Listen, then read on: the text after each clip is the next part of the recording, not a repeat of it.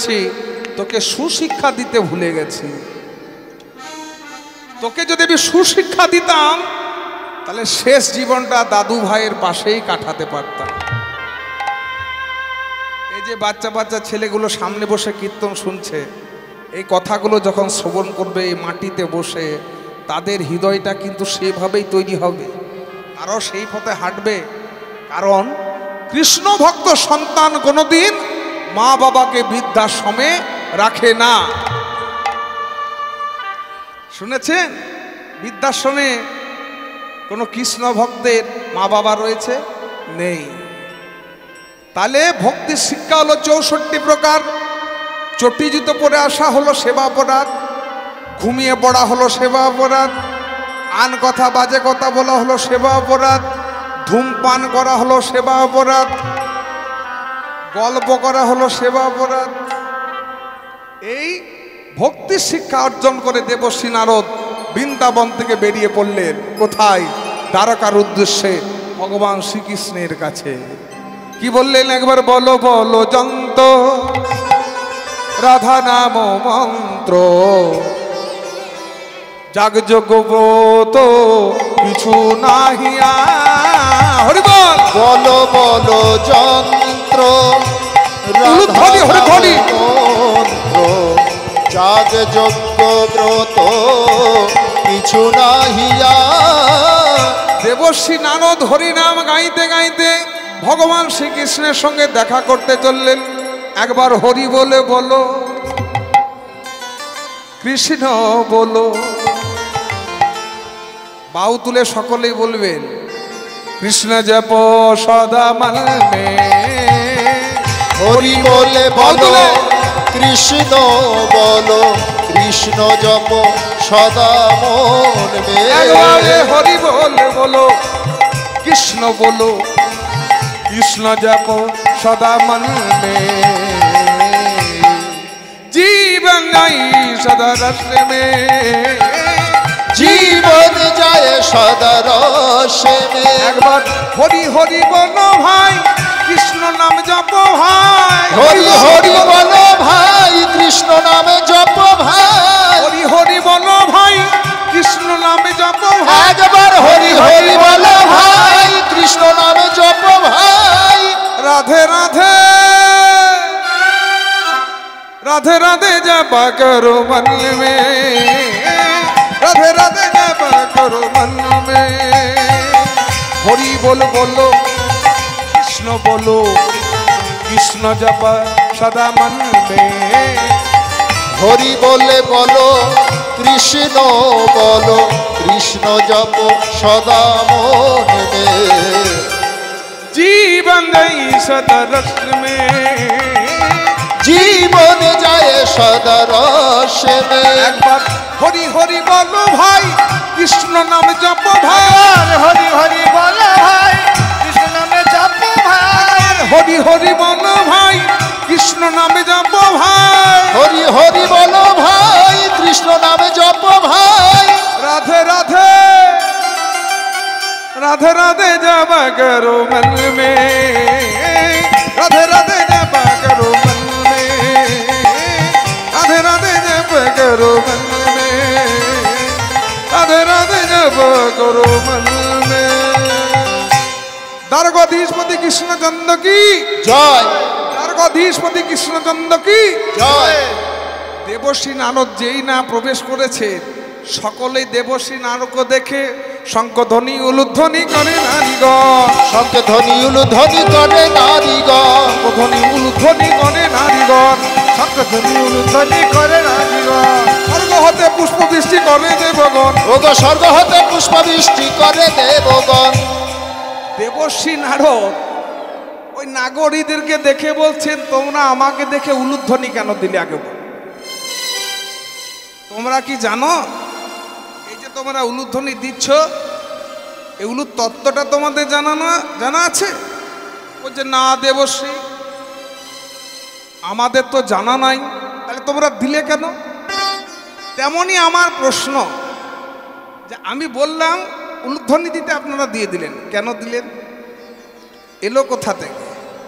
উলুধ্বনিটা এলো কি করে? দেবশ্রী নারদ পরম বৈষ্ণবকে দেখে নাগরীরা সবাই উলুধ্বনি দিচ্ছেন। ভালো কথা, ভালো কথা।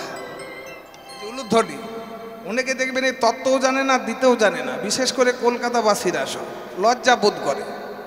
গ্রামের অজ পাড়াগাঁয়ের একটা ছেলে কলকাতায় পড়াশোনা করতে এসে জিন্সের প্যান্ট পরা মেয়েকে বিয়ে করলো। বিয়ে করে ঝাড়খণ্ডে বাড়ি, বউ দিয়ে গেছে। মা দরজা খোলো, খোকার কণ্ঠস্বর। মা দরজাটা খুলে দেখছেন ছেলে দাঁড়িয়েছে, তার পাশে একটা মেয়ে ছেলে দাঁড়িয়ে আছে, মানে আর্ধেকটা মেয়ে আর আর্ধেকটা ছেলে। এটা কে? তোমার বৌমা। বৌমা? জিন্সের প্যান্ট পরা বউ নিয়ে এলি বাড়িতে? জানতে পারলাম না। এ তুই কি করেছিস বাবা? ছি ছি ছি, সমাজে মুখ দেখাবো কি করে? ঘরে আয়, ঘরে আয়। এই বৌমা, তুই শহরের মেয়ে, শাড়ি পরতে হবে। নতুন বউ শাড়ি পরতে জানে না। আরে খোকা, মন্ত্রটন্ত হয়েছে? না মা, হয়নি। কালকে সত্যনারায়ণ করাবো তোদের মঙ্গলের জন্য। মন্ত্র হলো না, এটাকে বিয়ে হলো? সাতুকি হলো না, এটাকে বিয়ে হলো? দাঁড়া, ঠাকুর মশাইয়ের কাছে সব লিস্ট নিয়ে আয়, দশকর্মার দোকান থেকে সব কিনে নিয়ে আয়। ছেলে এবার কি করলো?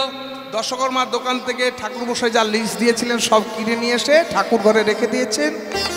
বৌমা, তুমি ঠাকুর ঘরে যাও, আর আমি যাই রান্নাঘরে। 5 জনকে খেতে বলেছি।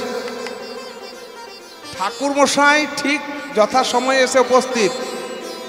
কই গো বৌমা, পুজোর জোগাড় হলো? হ্যাঁ আসুন ঠাকুর মশাই, সব রেডি আছে। এই যে আসনটা দাও।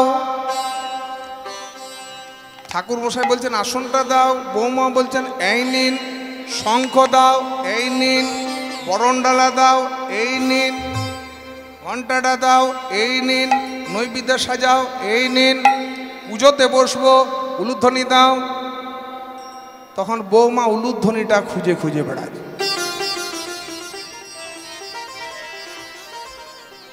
সে দশকর্মার থলির ভেতরে হাতটা ঢোকাচ্ছে। দশকর্মার থলির ভেতরে নতুন বৌমা উলুধ্বনিটা খুঁজছে। এখন তো হ্যালোর যুগ। হ্যালো অরুণ, আপনার নাম ধরে ডাকেন নাকি? আরে ডাকবেন, মডার্ন হবে। আগেকার দিনে মা মাসিরা কিন্তু স্বামীর নাম নিত না, শ্বশুর ভাসুরের নাম নিত না।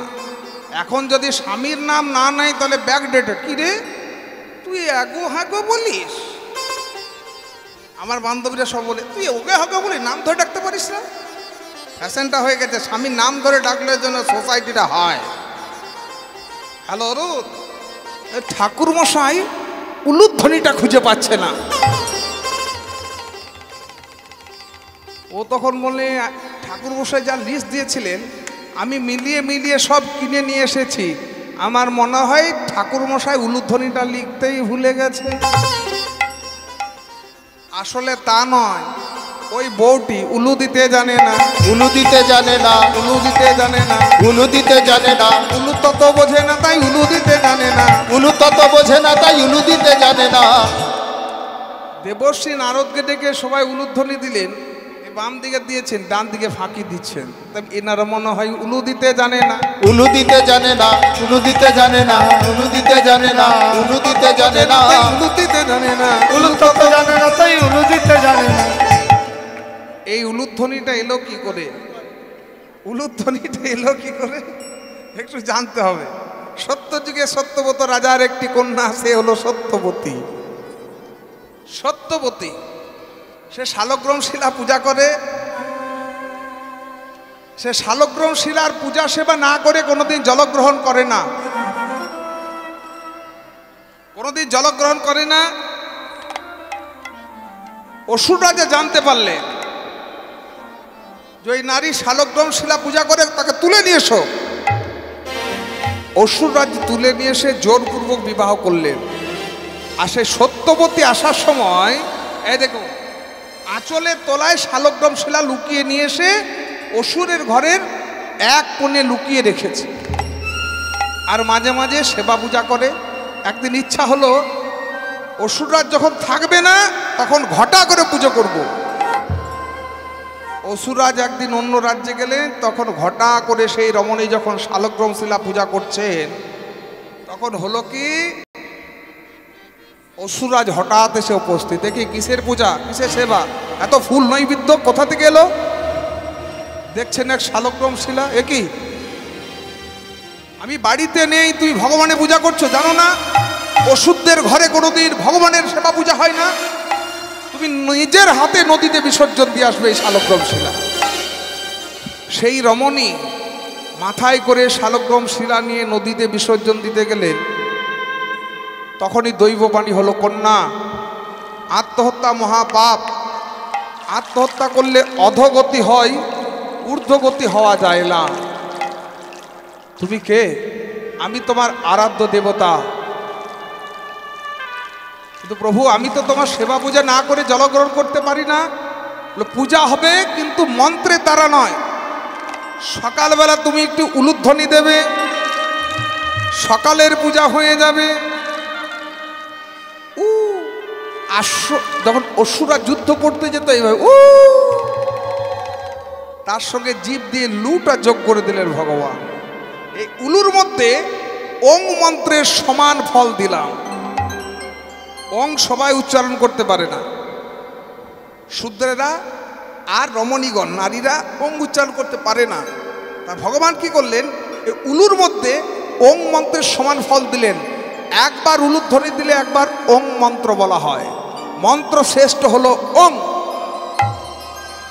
তাহলে মন্ত্র যখন বলতে পারবেন না, তাই উলুধ্বনি দিলে সেবা পূজা হয়ে যায়। ভগবান বললেন উলুধ্বনি দিলে আর কোনো মন্ত্রের প্রয়োজন পড়ে না। যত শুভ মঙ্গলজনক অনুষ্ঠান হবে সেখানে কোনো রমণী যদি উলুধ্বনি দেয়, প্রকৃত অর্থে সে আমারই পূজা করে। তাই উলুধ্বনি দাও গো, উলুধ্বনি দাও গো, উলুধ্বনি দাও গো, উলুধ্বনি দাও গো, হরিবাসরে সবাই উলুধ্বনি দাও গো, হরিবাসরে সবাই উলুধ্বনি দাও গো। এই দেবশ্রী নারদ বৈষ্ণব শ্রেষ্ঠ মহারাজ কৃষ্ণচন্দ্রকে বলছেন, প্রভু একটা অভিযোগ নিয়ে এসেছি। অভিযোগটা কি?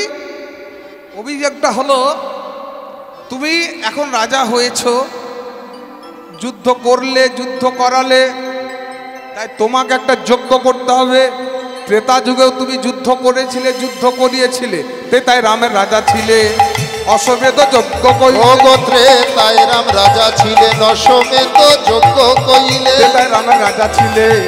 অশ্বমেধ যজ্ঞ কইলে, তাই রাম রাজা ছিলেন, অশ্বমেধ যজ্ঞ কইলে, দানব্রত যজ্ঞ হবে এবে। হরিবল হরিবল, দানব্রত যজ্ঞ হবে এবে।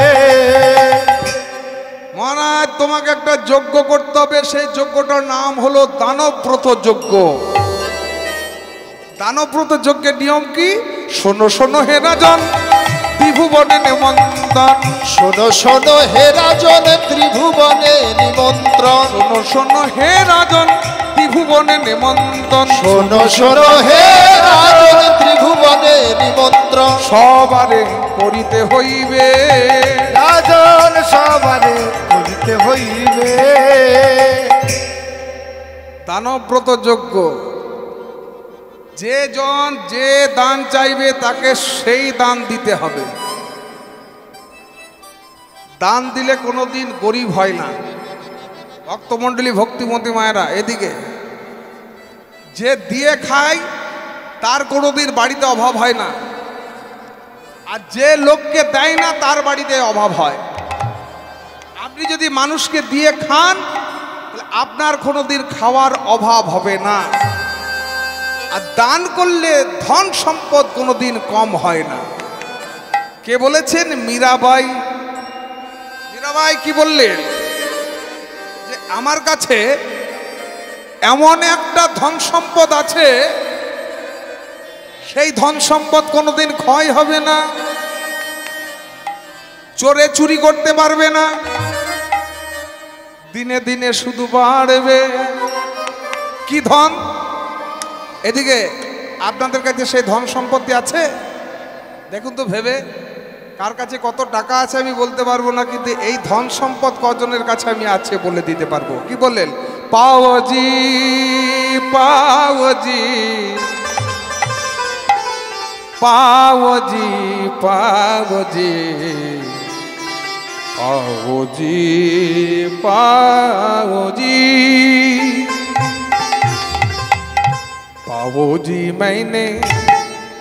पाओ जी मैंने राम रतन धन पाओ पाओ जी मैंने राम रतन धन पावे पाओ जी मैंने राम रतन धन पावे पाओ जी पाओ जी पाओ जी पाओ जी पाओ जी पाओ जी मैंने राम रतन धन पाओ पाओ जी मैंने राम रतन धन पावे सुन लो भैया ये राम रतन धन कैसा है वस्तु अमल की है भी मेरी सतगुरु वस्तु अमल किए किए मेरे सतगुरु वस्तु अमल की है भी मेरी सतगुरु वस्तु अमल किए दिए मेरे सतगुरु कृपा कृपा करी अपनाओ पायो जी गौर हरि हरि बोल हरि बोल रतन धन पावे पाओ जी मैंने राम रतन धन पावे पाओ जी मैंने राम रतन धन पावे जन्म जन्म की पूंजी पाए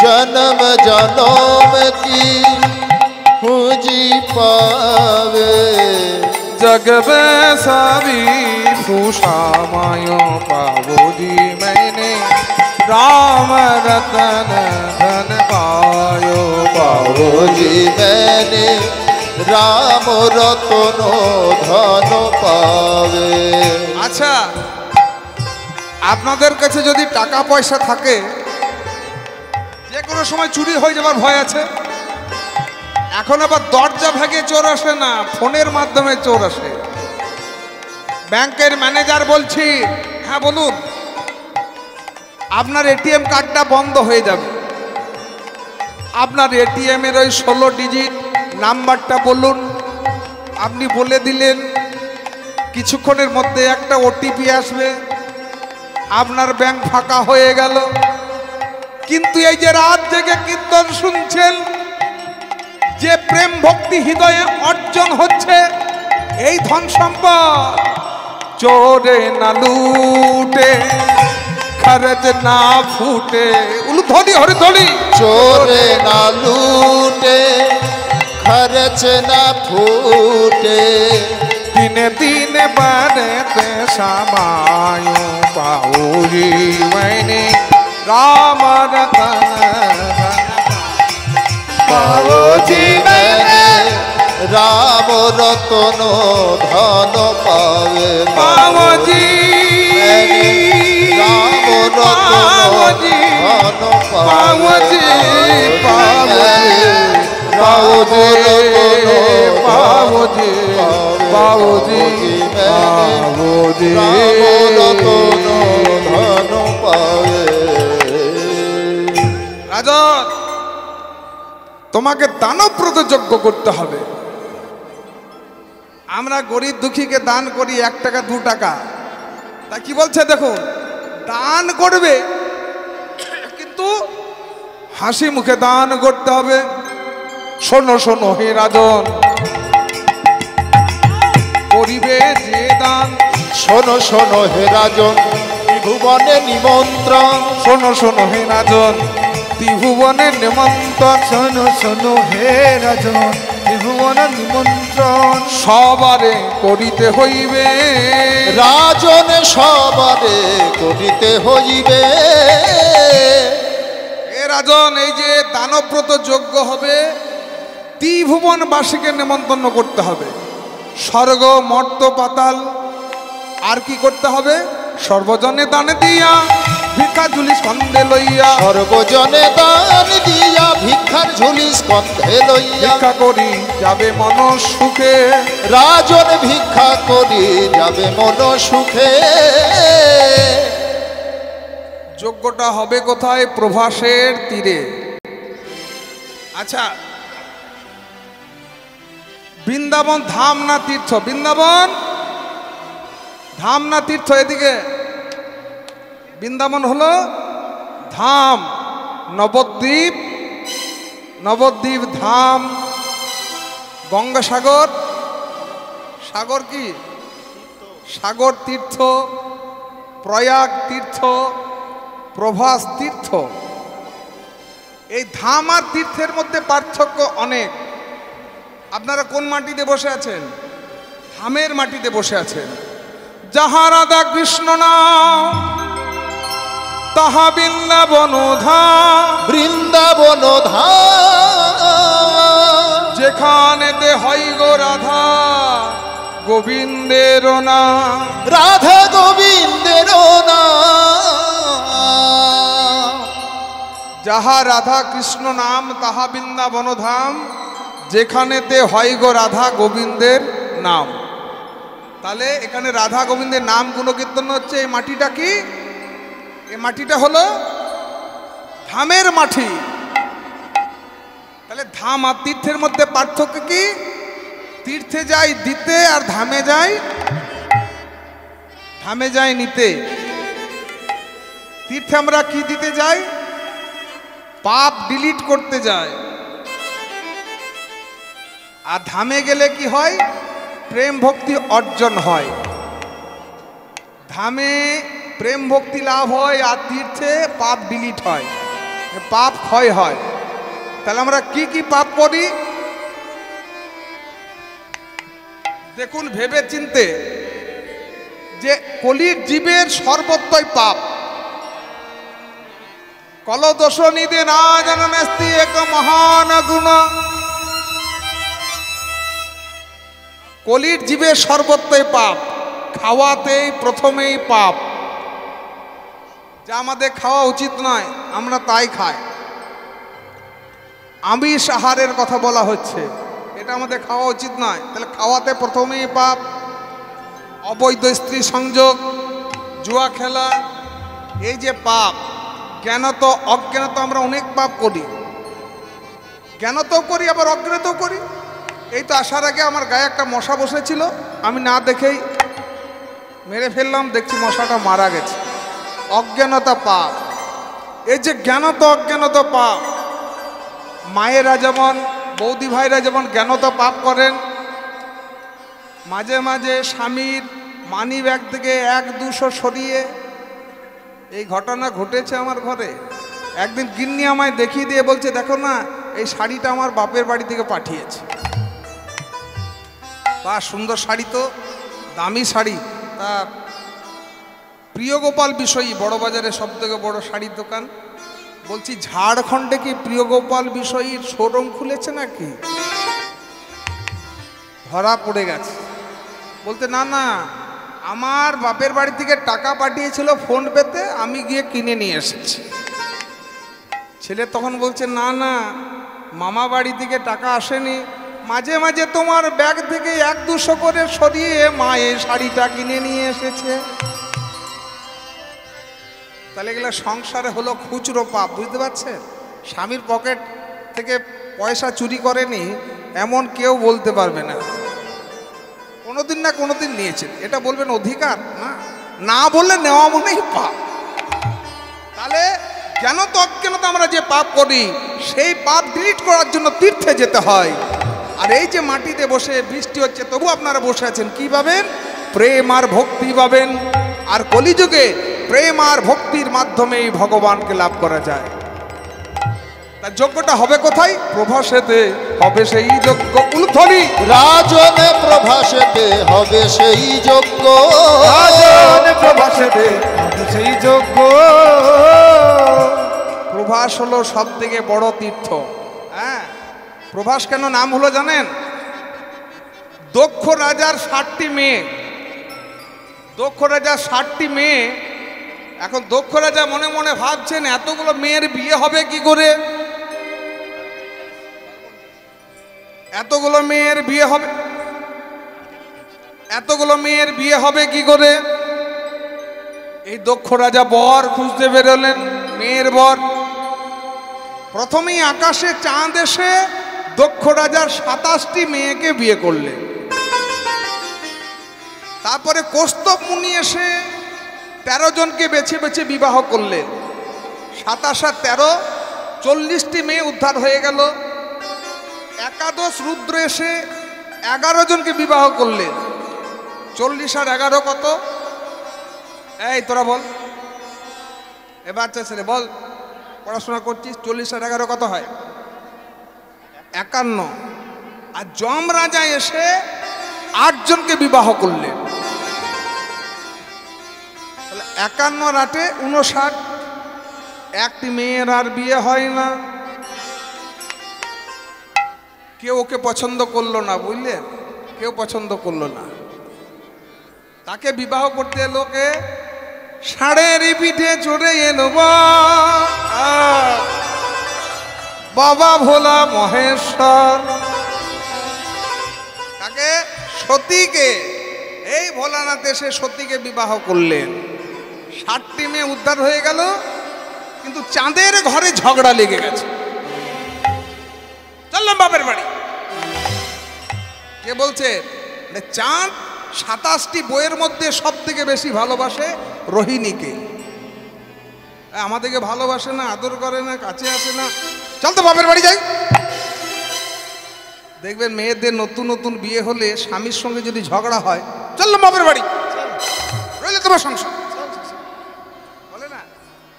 আর যখন মা বাবা থাকে না, তখন কার কাছে যাবো বউ? যাওয়ার আর কোনো জায়গায় নেই। 26 জন কন্যা বাপের বাড়ি। বাবা এ কি মেয়েরা এসেছে, জামাই বাবা জীবন আসে নাই, তাহলে নিশ্চয় ঝগড়া করে এসেছে। জামাই বাবা জীবন কোথায়? ওদের কথা ছাড়ো, কি হয়েছে বলবি তো? তোমাদের জামাই শুধু রোহিণীকে ভালোবাসে, আমাদেরকে ভালোবাসে না, আদর করে না। এই দক্ষ রাজা চাঁদকে ডেকে বললেন, স্বামীর প্রধান কর্তব্য হলো সকল স্ত্রীকে সমান ভালোবাসা। এখন এই যে স্ত্রী, এত স্বামীর কথা হচ্ছে, ভগবান এতগুলো বিয়ে করেছেন, এত তো বইয়ের কথা। সত্য, ত্রেতা, দাপরে 3 যুগে কিন্তু বহু বিবাহ প্রথা ছিল। কলিযুগে শাস্ত্রেও কিন্তু 2টো বিয়ের কথা নেই, কোনো শাস্ত্রে লেখা নেই নিজের স্ত্রী বেঁচে থাকতে 2য় বিয়ে করা চলবে। শাস্ত্রে নেই, আইনতও নেই। যতক্ষণ না আপনি বিবাহিত স্ত্রীকে ডিভোর্স দিতে পারছেন, ততক্ষণ কিন্তু আপনি বিবাহ করতে পারবেন না। আইনেও নেই। আইনত আমাদের এই সমাজ বা আমাদের ধর্ম, আমাদের সনাতন ধর্ম, বৈদিক ধর্ম, আর্য ধর্ম তাকে প্রশ্রয় দেয় না 2য় বিয়ে।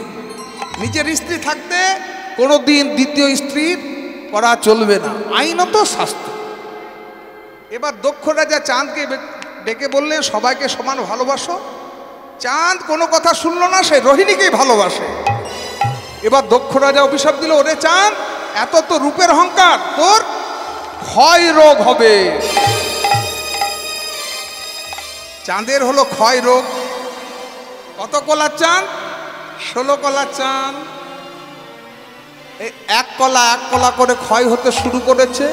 15 দিনে 15 কলা শেষ, আর 1 কলা বেঁচে আছে। কি করা যায়? বউরা চিন্তায় পড়ল, স্বামীকে তো বাঁচাতে হবে। কোথায় যাওয়া যায়, কোথায় যাওয়া যায়, কোথায় যাওয়া যায়? কার কাছে? জামাইবাবু। জামাইবাবু ডেকে ভোলানাথ, জামাইবাবু এই বিপদ ঘটে গেছে, বাবা অভিশাপ দিয়েছেন। ভোলানাথ কি করলেন? সেই 1 কলা চাঁদকে জটার মধ্যে রেখে দিলেন। কারণ ভোলানাথের জটাকে স্পর্শ করলে কোনো অভিশাপই কাজ করে না। কিন্তু চাঁদ পূর্ণ দেহ ফিরে পাবে কি করে? পশ্চিম সাগরের তীরে নিয়ে গিয়ে এই শুক্ল পক্ষে চাঁদকে ডোবাতে শুরু করছে 1 কলা করে। 16 দিনে 15 কলা চাঁদ পূর্ণ হলো। আমরা যে আকাশে চাঁদকে দেখি তা হলো 15 কলা, আর 1 কলা রয়েছে শিবের মাথায়। সেদিন কি বললেন দক্ষ রাজা ঠিক আছে, শুক্লপক্ষে এক কলা করে 16 দিনে পূর্ণ, আর কৃষ্ণপক্ষে এক কলা করে ক্ষয় হয়ে অমাবস্যা, শুক্লপক্ষে পূর্ণিমা। এই চাঁদ হারানো জ্যোতি ফিরে পেয়েছিল বলে সেদিন থেকে সেই স্থানের নাম হলো প্রভাযুক্ত আশ। প্রভা মনে জ্যোতি, আশ মনে ফিরে পাওয়া, প্রভাসেতে হবে সেই যজ্ঞ। উলুধ্বনি রাজনে প্রভাসেতে হবে সেই যজ্ঞ। ত্রিভুবনবাসীকে নেমন্তন্ন করতে গেলেন কে? দেবর্ষী নারদ, বীণা বাজাতে বাজাতে। হরে মুরারে, উলুধ্বনি হরিধ্বনি হরিবা।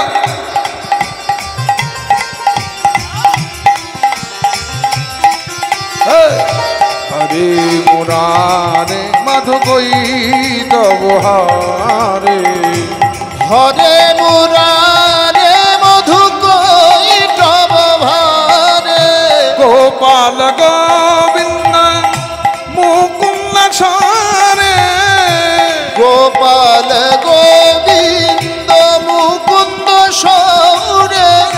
হরে মুরারে মধু কৈতব হারে। উলুধ্বনি হরিধ্বনি। মুরারি মধু কৈতব ভারি, বুকে ভরে যাই নামে অভাবী মেটাই নামে, বুক ভরে যায় নামে অভাব মিঠাই নামে, বুক ভরে যাই নামে অভাবী মেটাই নামে, বুক ভরে যায় নামে অভাব মিঠাই নামে, স্বভাব জাগায় মহাসুখে। হরি বল হরি বল হরি বল হরি বল। পাউ তুলে হরি বল হরি বল হরি বল হরি বল, হরি বল হরি বল হরি বল হরি বল। হরি বল হরি বল হরি বল হরি বল, হরি বল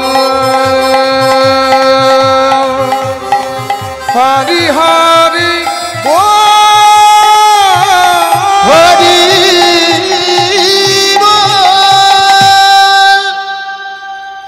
প্রথমে কাকে নেমন্তন্ন পত্র দিলেন? ভোলানাথকে। শুনুন, আপনার বাড়িতে মায়েরা মন দিয়ে শুনবেন, ছেলের অন্নপ্রাশন, মেয়ের অন্নপ্রাশন, ছেলের উপনয়ন, ছেলের বিয়ে, মেয়ের বিয়ে যখন অনুষ্ঠান করবেন, সবার আগে নেমন্তন্ন করবেন কাকে?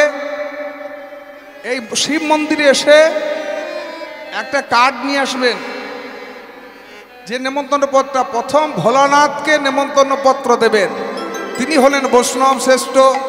তা বৈষ্ণব শ্রেষ্ঠ ভোলানাথকে দিয়ে যদি নেমন্তন্নটা শুরু করেন, তবে সত্যি আপনার সেই অনুষ্ঠানটা শুভ মঙ্গল অনুষ্ঠান হবে, কোনো বাধা বিঘ্ন থাকবে না।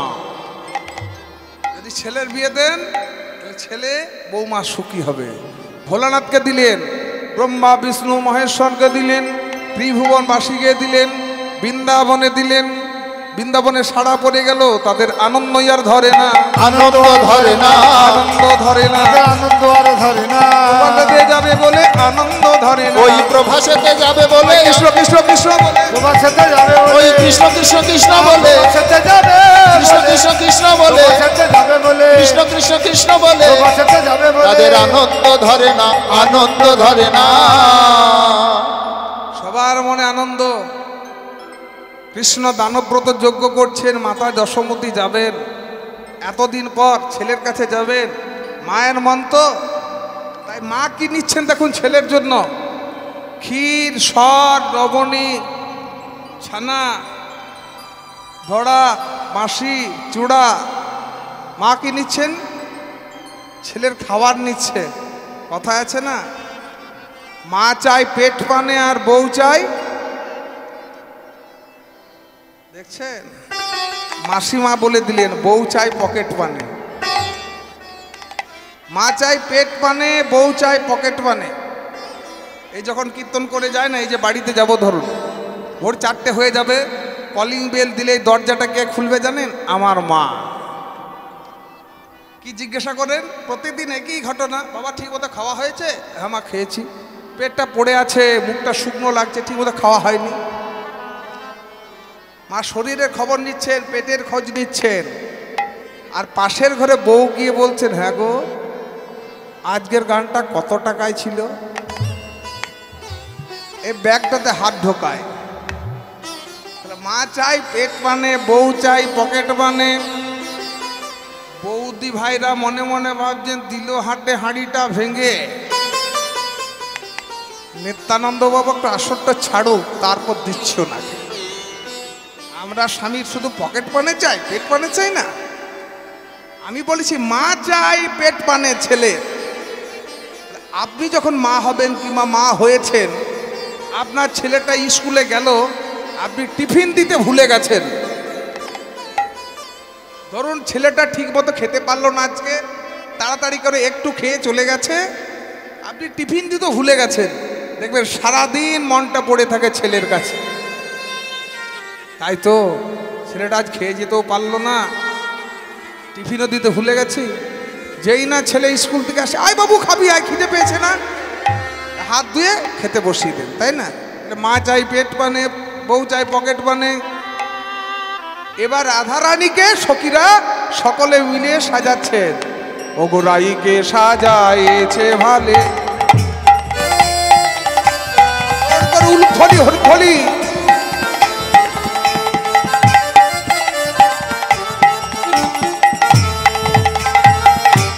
লবঙ্গ মালতির মালে, দেখো রাইকে সাজাইছে ভালে ভালে, লবঙ্গ মালতির মালে। ওই চন্দনেরও বিন্দু দিল ভালে গো, চন্দনেরও বিন্দু দিল ভালে। ওই চন্দনের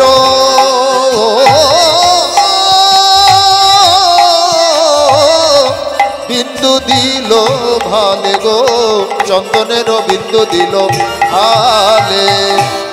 রাধারানীকে সুন্দর করে সাজাচ্ছেন কিভাবে না, প্রথমেই রাধারানীকে মালা পরিয়ে দিলেন সখীরা। আমরাও সাজি। বর্তমান দিনে বউরা, বাড়ির বউরা সাজতে যায় বিউটি পার্লারে। হ্যাঁ, বিয়ে বাড়িতে যাওয়ার জন্য মায়েরা সাজেন, আমরাও সাজি। কিন্তু বর্তমান দিনে মেয়েরা বিউটি পার্লারে সাজতে যায় না, সাজা পেতে যায়। ভুরু ফিল আপ করেছেন? হ্যাঁ, দেখে তো মনে হচ্ছে তাই। ভুরু ফিল আপ করার সময় দেখবেন বিউটিশিয়ান সুতো ধরে টানাটানি করে, আর এইভাবে ধরে থাকেন ভুরুগুলোকে, কি কষ্ট হয়। তাহলে দেখুন আমার বাড়ির মানুষটাও যেত তো, হ্যাঁ গো তুমি সাজতে গেছিলে না সাজা পেতে গেছিলে? এখনকার ভগবানের কাছে যাওয়ার জন্য কেউ সাজে না, বিয়ে বাড়িতে যাওয়ার জন্য সবাই বিউটি পার্লারে যায়। ভগবানের কাছে যাওয়ার জন্য যে কপালে একটু চন্দন পড়তে হবে, গলায় একটু একটা তুলসী কাঠে মালা পড়তে হবে, সেটা সাজবে না। বিয়ে বাড়িতে যেন আমাকে ভালো দেখায়। বিয়ে বাড়িতে যদি তিলক কেটে যায় সবাই প্যাক দেবে, এটাকে বিয়ে বাড়ির সাজ। কিন্তু না, যে সাজটা তোমার শেষ দিনের বিদায়কালে যে সাজে তোমাকে সাজিয়ে দেবে, সেই সাজটাই তোমার হলো আসল সাজ।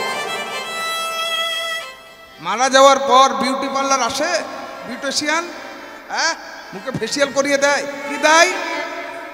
চন্দনেরও বিন্দু দিল ভালে, উলথলি একটু চন্দনের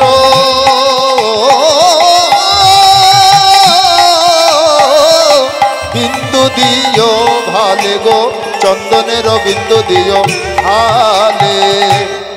প্রথমে মালা পরিয়ে দিলেন রাধারানীকে। কলিযুগের মানুষ নকল মালা পরার জন্য ব্যস্ত। নকল মালার আজকে পেপারে দাম দেখলাম 10 গ্রামের দাম হলো 63,000 টাকা। সোনার মালা বৈষ্ণব জগতে যাকে আমরা নকল মালা বলি, বললেন বাবা আপনিও তো একটা পরে আছেন, এটা আমার মা দিয়েছেন আশীর্বাদী বলে পরে আছে। মাকে তো অপমান করতে পারি না, আর বেশি পড়ি, মা দিয়েছেন বলে পরে আছে। কিন্তু এই যে 100 টাকা মাত্র তুলসী মালা আমরা গলায় রাখি না, 80 বছরের বৃদ্ধা মারা গেলেন, গলায় রয়েছে একটি 3 ভরি ওজনের সোনার হার, 7টি ছেলে 7টি বউ, সবাই কাঁদছে, হাই হাই কি হলো গো,